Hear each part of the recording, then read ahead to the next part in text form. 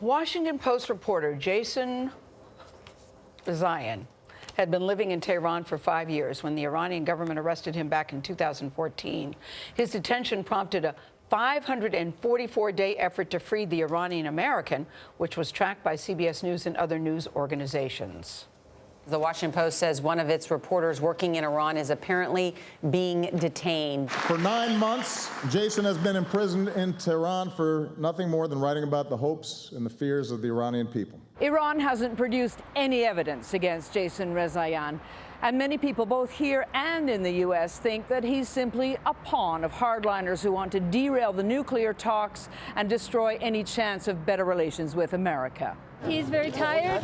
He's very isolated. These things keep on coming up. There's all these milestones, whether it's the UN General Assembly or the nuclear deal. All these things come and he gets his hopes up that something's going to happen, and then nothing happens. A year and a half after he was first locked up, Jason Rezaian was finally reunited with his wife, mother, and brother. My Iranian interrogators told me that the Washington Post did not exist, that no one knew of my plight, and that the United States government would not lift a finger for my release. Today I'm here in this room with the very people who helped prove the Iranians wrong in so many ways.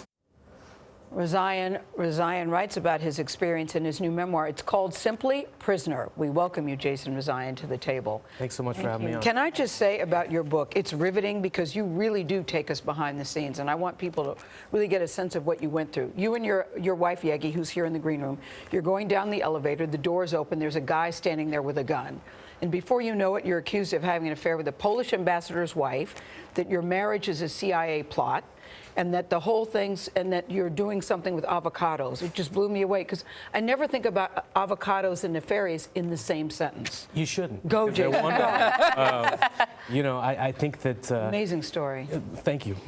It was a rapid-fire succession of every sort of accusation that you can imagine, and none of them held any water. And that's really the gist of it. But talk about how the lunacy of the avocado story, because that's what kicked this all off for you. So I started a Kickstarter project on the crowdfunding site several years previously to our arrest, and literally in my first interrogation, I'm blindfolded. There are many people in the room, and this voice keeps telling me, "We know that the avocado is a front for some other kind of project. We just don't know what it is. Right. Tell us what it is."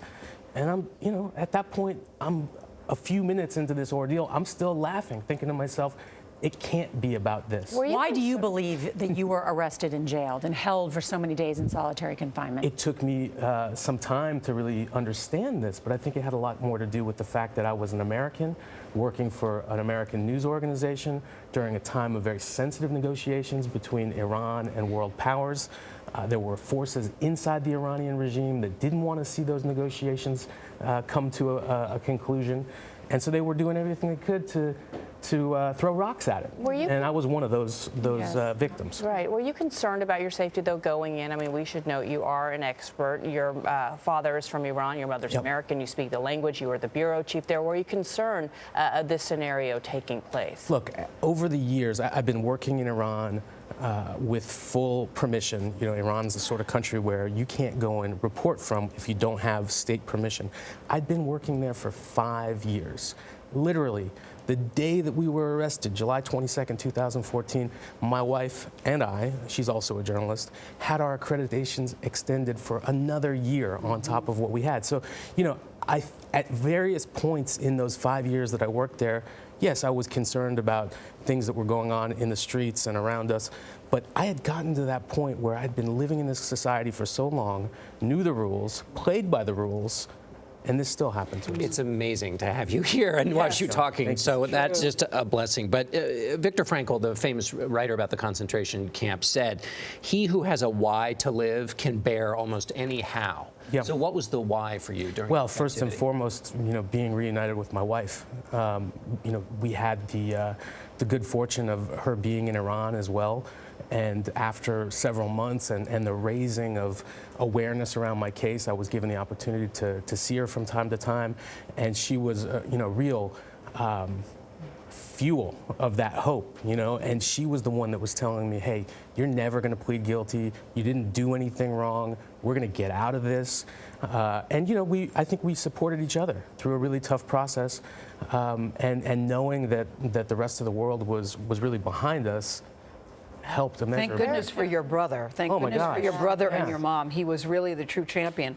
You had many true champions, but he kept your name out there. And I think people hear, well, you know, you weren't physically tortured. So how bad could it have been? I really want people to understand exactly how bad it was and what you went through. Well, literally, from the first night, Gayle, they were telling me, we're going to cut your head off. We're going to behead you, yes. Right? Yeah. And over the ensuing days, you know, when you're in solitary confinement, you're blocked off from all reality.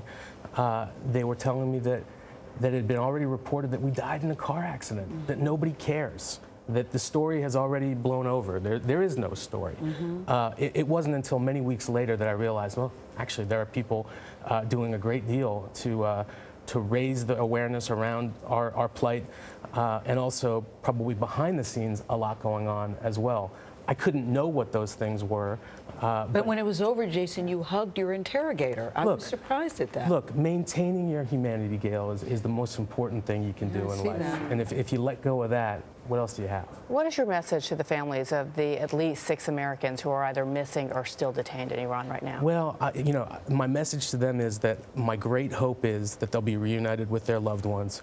Iran has a very long history of doing this to foreign nationals. It started 40 years ago with 52 American diplomats who were taken hostage and held for 444 days. This thing didn't start with me. It didn't end with me. It continues on, this industry of taking hostages in Iran. But my hope is that they'll be reunited. And I hope that the Trump administration does a lot more than they have been doing to bring these people home. Yeah, your family really put a lot of pressure. I interviewed your brother on there, really championing for your release. You know, it requires a major effort by your family, your employers, and the U.S. government. Great to have you. Thank you so much. And great to meet your wife. Glad you're reunited. Thank you. Prisoner goes on sale tomorrow.